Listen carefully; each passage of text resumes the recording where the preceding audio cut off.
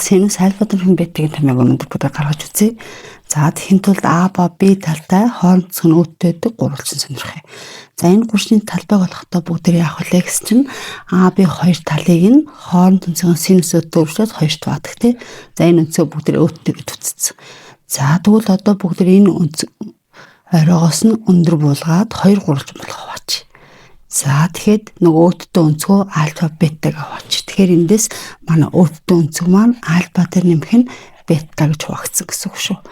За тэгээ одоо энэ гурвалжнаа бүгд яах юм гэсэн чинь ингээ өндөр буулгаад 2 гурвалжинд хуваачлаа тий. За тэгвэл энэ альфа өнцгийн косинус нь тэгшинс гурвалж учраас налсан катыг гипнус туана А шиг бахна. За энэ гурвалжнаас косинус бетаг болохоор мөн налсан катыг бахна гипнус буюу А шиг бахна бэ. За эндээс хоёулангаас нь А шиг болчихъя. Ингээд үржлэхээр А гүрчин косинус альфа, ингээд үржлэхээр Б гүрчин косинус бета. Гэтэл энэ хоёр гурвалжин өндөр маань гурвалжны өндрүүд учраас яг хоорондоо тэнцүү. За тэгэхээр одоо нөгөө хоёр хуваагц хоёр хэсгийнхэн талбайг S1 S2 гэчээ.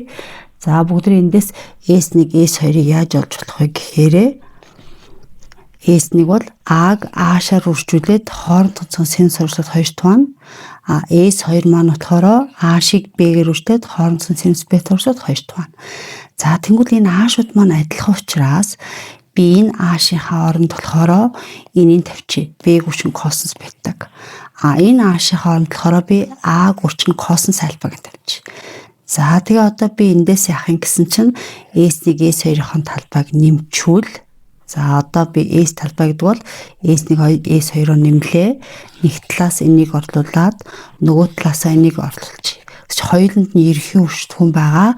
А, Б хоёрны нэгийг хаалтнаас гаргачвал эхнийхээс нь косинус бета синус альфа, нөгөөдгөөс нь косинус альфа синус бета үлдэн тий. За тэгэхээр эндээс бүгд ингэ харах юм бол нэг талаас манай энэ гурван талбай S маань А, Б үржихэн синус өөдтэй 2-1 гэсэн.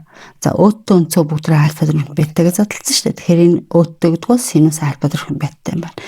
За гэтэл одоо энэ хоёр маань хоорондоо тэнцвэр шүү. Нэг гурван талбай болсон чинь тэгэхээр эндээс харвал энэ хаалт маань энтэй тэнцүү буюу синус альфа төрхөн бетаа синус альфа гүрчин косинус бета, косинус альфа гүрчин синус бета гэсэн ийм томьёо байх нэ гэдэг энэ томьёогоо ингээ гаргалаа.